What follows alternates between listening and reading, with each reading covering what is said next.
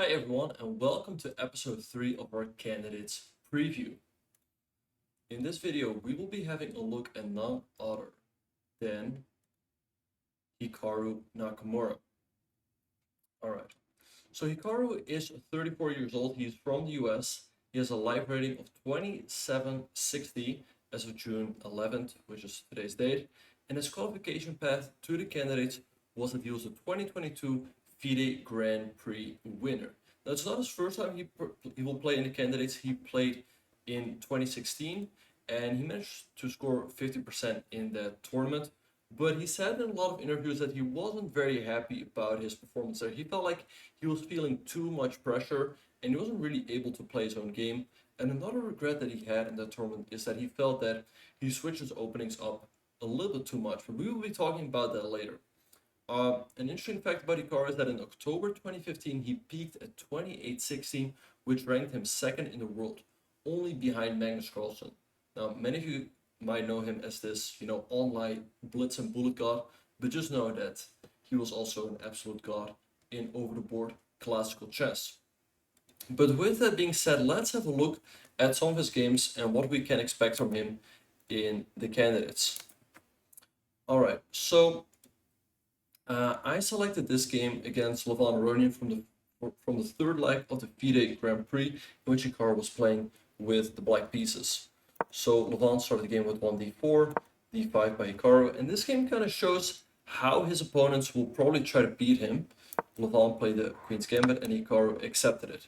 e4, this is by far the sharpest line, but it also can keep it safer with moves like e3 and knight f3, and capturing the pawn with the bishop later on e4. And Hikaru plays b5. This is the sharpest response to try to hang on to the pawn. a4 from white, c6, pawn takes knight c3, and queen b6. So black is really trying to hang on to this pawn, but in the meantime, white gets a lot of play in the center. The move knight d5, queen b7, bishop f4, and the players were blitzing out all of their moves. e5 by Hikaru, bishop 65, knight d7, bishop f4, knight gf6, which does allow white this knight fork on the king and the rook, but after capturing this rook on a8, black can capture this very important center pawn and then capture the knight in the corner. Queen d2, knight d5. Once again, the players were still blitzing. Knight c3, bishop b4, bishop b2, rook e8. But around here is where Hikaru started slowing down, especially after the move bishop g3 by Levan. Here's where Hikaru had his real think. He went for knight 7 to f6, which is still the best move in the position. Castles by Levan, knight e4, good move. And after queen c2 by Levan, Levan was still blitzing out all of his moves. Probably had something like 138 on the clock. Hikaru went for another thing here. And probably in this position, it would have been best to take with this knight on c3 and then take with the bishop. But it's very difficult to figure out over the board that black is just doing fine here with this king in the middle. And Hikaru went wrong here with the move bishop f5. After bishop h4 check, he played f6, bishop f3 by Levan. He captured on c3 and played the move g5. But here, after Levan played the very strong move rook f1, putting pressure on the knight, Hikaru made a serious mistake. He probably still should have captured his pawn on c3, but once again, it's very difficult to figure all of this out over the board when your opponent is blitzing out all of his moves. And instead, he played the move knight f4, Levan played queen a2, and around here white was already close to winning. Queen a5 is a major threat. Hikaru played queen a7, and later on he admitted in the interview that he felt that had Levan played the move queen a5, he might have just resigned the game here.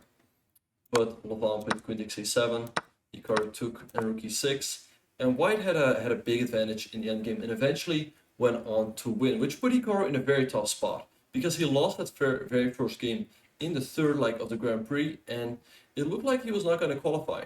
After that, he made disappointing draws against Yesipenko and Operin. Against Operin, he was actually lost after 19 moves, but in that tournament, he was struggling with a lot of things. He actually got banned by Twitch. He was watching Dr. Disrespect, he got a ban for that, which got resolved later on, but all of that was giving him, probably a lot of headaches during the tournament. But later on, he managed to fight back against the same Levan Aronian. So Hikaru played the move 1e4, e5 by Levon. And this game really showcases Hikaru's strengths. So he went for the Berlin with white, bishop c5, c3, d5 by black, the trade on d5, having bishop c4, queen b6, knight bd2, castles b4, bishop b6. And Levon had this line earlier on in the tournament against Yasipenko, and Hikaru deviated somewhere around here, probably with the move a4. I believe Yasipenko played knight e4, and Levon got a very comfortable position after trading, and I believe the move bishop to g4. So Hikaru played a4, a5 by black, b5, knight e7, queen a2, which was probably a new idea by Hikaru. You cannot take on d3 because white will go bishop a3, and a lot of stuff will be hanging along this diagonal.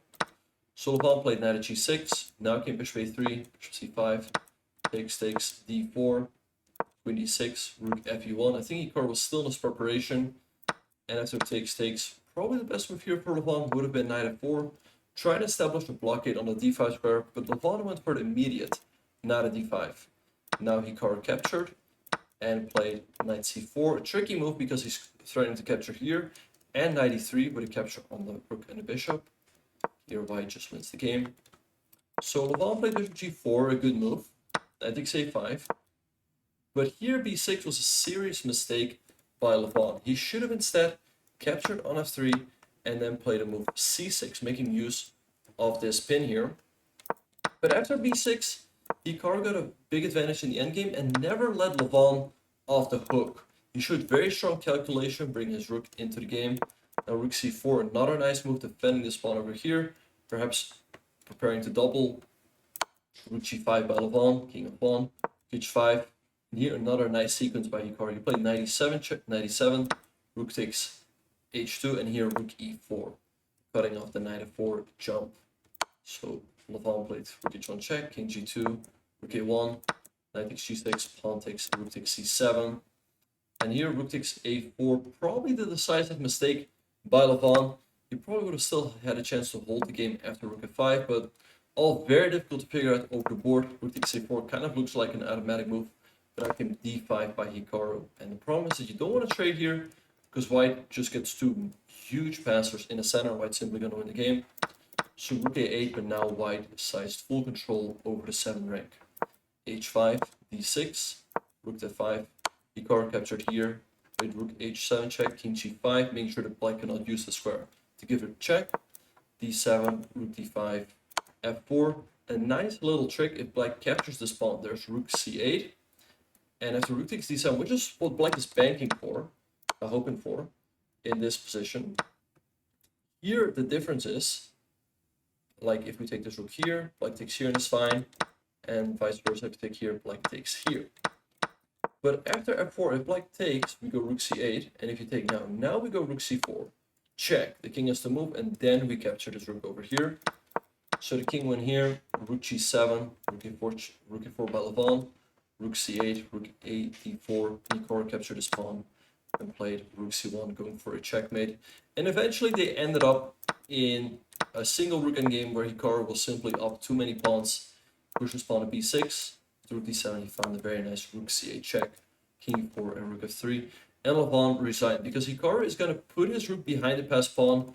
Levon will have to go passive, and here white can simply walk his king to the king side, and this will lead to a winning king and pawn endgame. So very good game by Hikaru. He shows very strong calculation, very strong technique, and just never let Levon off the hook. So if Hikaru can manage to get these positions, I think he has a good chance to win a lot of games.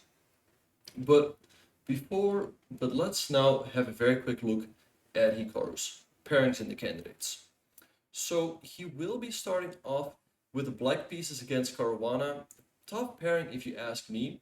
You know, kind of like the first game we saw with the black piece against Levon.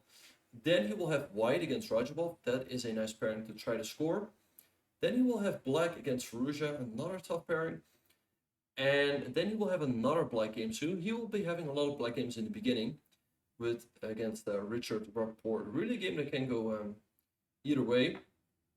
So yeah, I think it will be important for Hikaru to try to start off on the right foot in those tough black games. But with all that being said and done, you guys, let's now have a look at Hikaru's chance to win.